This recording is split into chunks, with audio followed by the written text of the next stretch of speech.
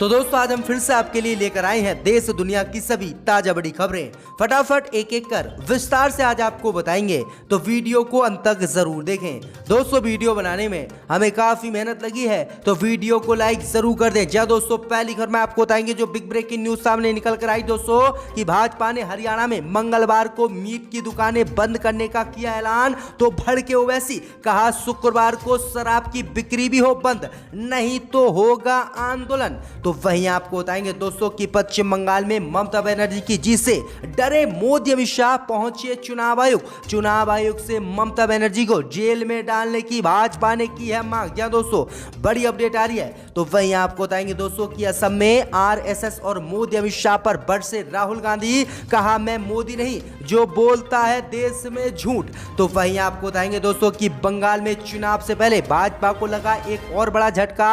भाजपा के पास उम्मीदवारों की बंगाल में कमी, बड़े चेहरे भी भाग रहे हैं मैदान से, टिकट भाजपा का दे रहे हैं वापस। जी हां दोस्तों, बड़ी अपडेट आ रही, जिनको भी भाजपा ने टिकट दिया सब लौट आ रहे हैं भाजपा का टिकट बंगाल में। तो वहीं आपको बताएंगे दोस्तों कि सऊदी अरब ने पाकिस्तान, बांग्लादेश और म्यांमार की महिलाओं से शादी करने पर लगा दी रोक। कहा ये हैं गरीब देश, यहां की महिलाओं से सऊदी अरब के पुरुष नहीं कर सकते शादी। तो वहीं आपको बताएंगे दोस्तों कि अब बॉलीवुड अभिनेता धर्मेंद्र ने लगवाई कोरोना वैक्सीन, ट्वीट कर दी है जानकारी। तो सभी खबरों को आपको बताएंगे दोस्तों, वीडियो को दिल से लाइक कर दें।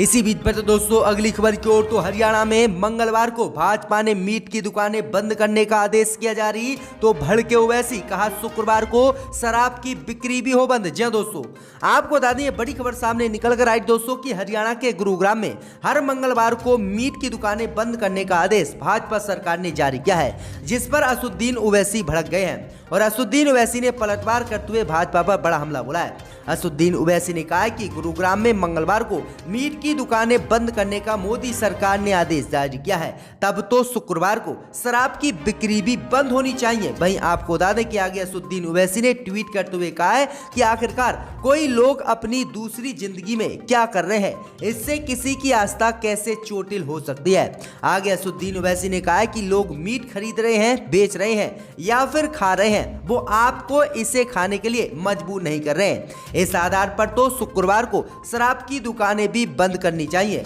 क्योंकि करोड़ों भारतीय मीट खाते हैं। इसे ऐसा मत समझिए कि ये नापाक हरकत है।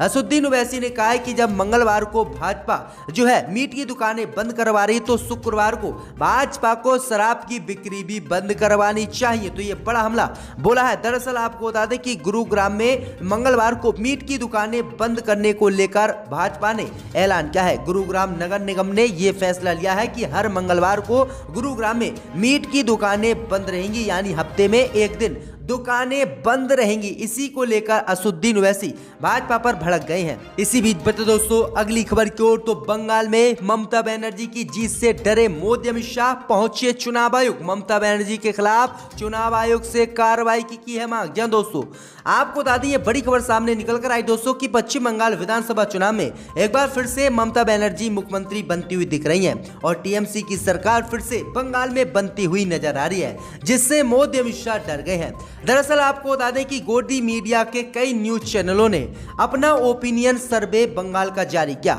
जिसमें ममता बनर्जी को मुख्यमंत्री बनते हुए दोबारा से दिखाया गया है और 52% लोग ममता बनर्जी को सीएम के तौर पर बंगाल में पसंद करते हैं। इसी से अनुमान लगाया जा सकता है कि भाजपा यहां पर हार रही है और ममता बनर्जी की फिर से सरकार बन रही है। वहीं आपको बता दें कि अब ममता बनर्जी को हराने के लिए भाजपा ने चुनाव आयोग का सहारा लिया है और भाजपा आज चुनाव आयोग पहुंच गई है और ममता बनर्जी के खिलाफ कानूनी कार्रवाई करने की मांग की है और ममता बनर्जी को जेल में डालने की मांग की है। दरअसल आपको बता दें कि नंदीग्राम में ममता बनर्जी ने एक जनसभा को संबोधित किया था। इस दौरान ममता बनर्जी ने अमित शाह पर आरोप लगाया था कि अमित शाह के इशारों पर चुनाव आयोग काम कर रहा है और जो अमित शाह कहते हैं वही चुनाव आयोग काम करता है। इसी आरोप को लेकर भाजपा चुनाव आयोग पहुंची और ममता बनर्जी के खिलाफ कानूनी कार्रवाई की मांग की है। तो ये बड़ी अपडेट आई दोस्तों कि किस तरह से भाजपा ममता बनर्जी से डरी हुई है। इसी बीच बढ़ते दोस्तों अगली खबर की ओर, तो असम में आज राहुल गांधी जारी करेंगे कांग्रेस का घोषणा पत्र। 5 वादे करे हैं राहुल गांधी ने। जी दोस्तों, आपको बता दें ये बड़ी खबर सामने निकल कर आई दोस्तों कि असम विधानसभा चुनाव से पहले कांग्रेस आज अपना घोषणा पत्र असम में जारी करेगी। खुद राहुल गांधी इस मौके पर मौजूद रहेंगे। राहुल 2 दिन के दौरे पर असम आए हुए हैं। आज उनके दौरे का दूसरा दिन है। कांग्रेस अपने घोषणा पत्र में 5 गारंटी देने का वादा किया है। इसमें चाय बागान मजदूरों से लेकर नागरिकता संशोधन कानून प्रमुख रूप से शामिल है। जी दोस्तों, आपको बता दें कि असम में कांग्रेस का पूरा प्रचार इन दिनों 5 गारंटी के इर्द गिर्द चल रहा है। असम कांग्रेस सोशल मीडिया पर भी इसकी काफी कैंपेनिंग कर रही है। ट्विटर पर भी कांग्रेस ने 5 गारंटी नाम से अकाउंट भी बनाया है, जिसमें कांग्रेस अपनी 5 गारंटी के बारे में बताएगी। दरअसल आपको बता दें कि कांग्रेस अपने घोषणा पत्र में 5 बड़े वादे जो है असम में कर सकती है। पहला वादा है कि नागरिकता संशोधन कानून को किसी भी कीमत पर असम में लागू नहीं किया जाएगा। नागरिकता संशोधन कानून को कांग्रेस की सरकार बनने के बाद असम से खारिज कर दिया जाएगा। दूसरा वादा आज कांग्रेस अपने घोषणा पत्र में कर सकती है कि चाय बागानों के कर्मचारियों की दैनिक मजदूरी 365 रुपये कर दी जाएगी। वहीं तीसरा वादा कांग्रेस अपने घोषणा पत्र में करने वाली है कि 5 लाख नौकरी दी जाएंगी और निजी क्षेत्र में 25 लाख जॉब क्रिएट किए जाएंगे। वहीं चौथा वादा आज कांग्रेस कर सकती है कि 200 यूनिट तक बिजली मुफ्त असम वासियों को दी जाएगी। और 5वां वादा कर सकती है कि सभी महिलाओं को प्रत्येक महीने 2000 रुपये पेंशन के रूप में दिए जाएंगे। जिसके बाद भाजपा की मुश्किलें जो है असम में बढ़ गई है और कांग्रेस ने ये बड़े 5 वादे अपने घोषणा पत्र में आज जारी करेंगे। इसी बीच बढ़ते दोस्तों अगली खबर की ओर, तो पश्चिम बंगाल में भाजपा के पास नहीं उम्मीदवार, बड़े चेहरे भी भाग रहे हैं मैदान से। जी दोस्तों, आपको बता दें कि पश्चिम बंगाल में भाजपा को चुनाव से पहले तगड़ा झटका लगा है। दरअसल आपको बता दें कि भाजपा के पास मैदान में खड़े करने के लिए उम्मीदवारों की कमी है और जो बड़े चेहरे भाजपा ने मैदान में खड़े किए हैं वह मैदान छोड़कर ममता बनर्जी के सामने से भाग रहे हैं और टिकट भाजपा का वापस कर रहे हैं। दरअसल आपको बता दें ये बड़ी खबर सामने निकल कर आई दोस्तों कि आधे मन से कोई भी लड़ाई कैसे जीती जा सकती है। पश्चिम बंगाल में भाजपा के सामने इसका संकट अब धीरे धीरे खड़ा होता दिखाई पड़ रहा है। पहले चरण के मतदान में 1.5 सप्ताह का समय बचा है और दूसरी तरफ घोषित प्रत्याशी चुनाव लड़ने की हिम्मत भाजपा के नहीं जुटा पा रहे हैं। पार्टी के पश्चिम बंगाल के उच्च पद स्थित सूत्र का कहना है कि टिकट बंटवारे में भी शायद कसर रह गई है। पार्टी के उपाध्यक्ष भी मान रहे हैं कि जहां टीएमसी के खिलाफ सत्ता परिवर्तन की बड़ी लड़ाई बंगाल में चल रही है, तो वहीं कुछ रसूखदार उम्मीदवारों की कमी बंगाल में भाजपा के लिए रह गई है। लेकिन कोई बात नहीं है, नाम न प्रकाशित करने की शर्त पर सूत्रों का कहना है कि राज्य की जनता को प्रधानमंत्री मोदी और भाजपा पर पूरा भरोसा है। भाई आपको बता दें कि जिन भाजपा नेताओं को बंगाल में भाजपा ने टिकट दिया था वह अब टिकट भाजपा को वापस लौटा रहे हैं और ममता बनर्जी के सामने खड़े होने से डर रहे हैं। तो भाजपा को यह तगड़ा झटका बंगाल में चुनाव से पहले लगा है। इसी बीच बढ़ते दोस्तों अगली खबर की ओर, तो बॉलीवुड अभिनेता धर्मेंद्र ने लगवाई कोरोना वैक्सीन। जी दोस्तों, आपको बता दें कि देश में कोरोना वायरस का खतरा लगातार बढ़ता जा रहा है। महाराष्ट्र के बाद अब पंजाब, कर्नाटक, गुजरात, मध्य प्रदेश और दिल्ली में भी कोरोना वायरस के केस तेजी से बढ़ रहे हैं। ऐसे में सरकार लगातार लोगों से अपील कर रही है कि भीड़ भाड़ वाली जगहों पर सोशल डिस्टेंसिंग का ध्यान रखें और बाहर निकलते समय मास्क जरूर लगाएं। साथ ही कोरोना वायरस के खिलाफ देश में टीकाकरण अभियान भी तेजी से चल रहा है।